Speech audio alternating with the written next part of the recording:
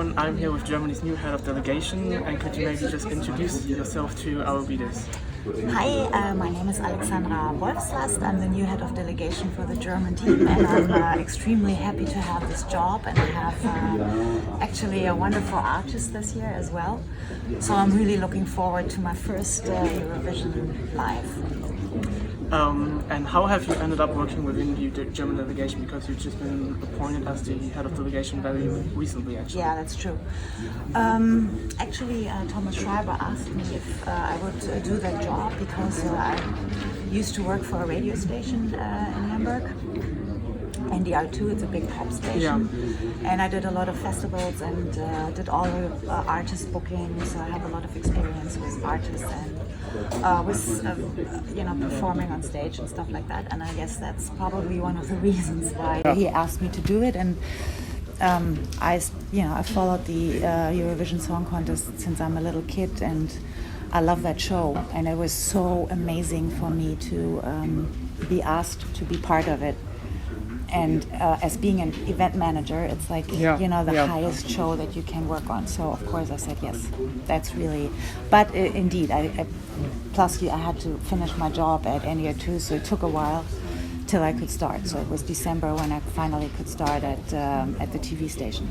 And how actually does Eurovision, now your new role, compare to all things you've done before? Because you've been in this type of event organization and everything before, but of course Eurovision is a whole different experience. It's different. Yeah. That's really what I can say.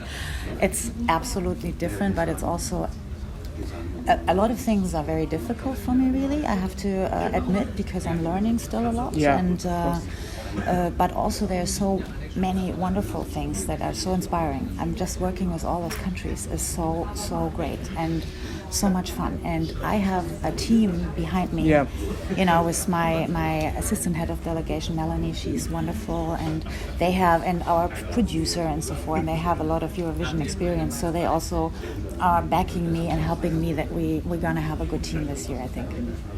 And of course, now looking at the German national selection process, it's seen a big revamp this year because it used to be a national final, but not this year.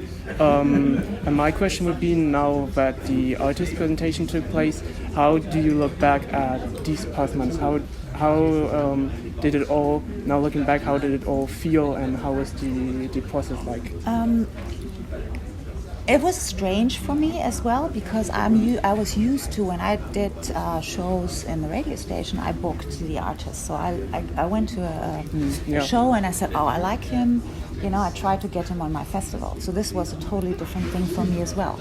But what I understood, because music is something that's so emotional, and I was brought up in the 80s, so I still like 80s music. So I would probably pick a song that has these elements, So what tells me what is the right song? I don't know, So I think it's maybe a good way to do it that way with the juries, so that not me, not Christian, not Thomas Schreiber, nobody influences it by some reason. So we try to have it as neutral as possible. And we don't know if that is the right way, but we will see basically in May in Rotterdam. So let's hope. And what can you tell us about this year's German entrant Ben and his song, of course, Violent Thing?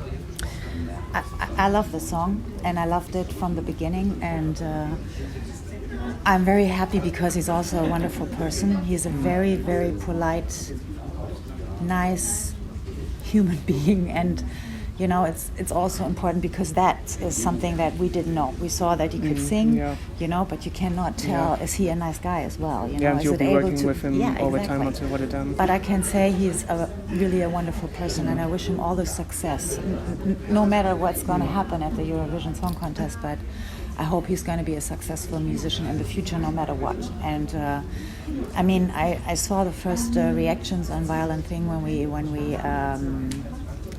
finally said that's the song, and they're really, like, I would say 80-90% is very positive, and and I feel the same. It's an up-tempo song. It's a song where you want to dance, where you have fun, and I think it's good that we're gonna have something that is like that you can enjoy, and is, you know, it's a light, good, great pop song. Yeah. And it's a different vibe for Germany. Yes, and I think that's something that's really suiting. It's not just having a heavy, you know, tragic song again. And so I hope this is a good choice. But I'm, of course, not the one I just can't help to make everything as perfect as possible. But at the end, you know, Ben has to perform good. And then you know, the voters gotta decide. Yeah, you can influence that will, Now, as you, of course, also you've been a Eurovision fan in the past, could you maybe share some of your personal favorite songs of recent years, maybe from Germany, but also from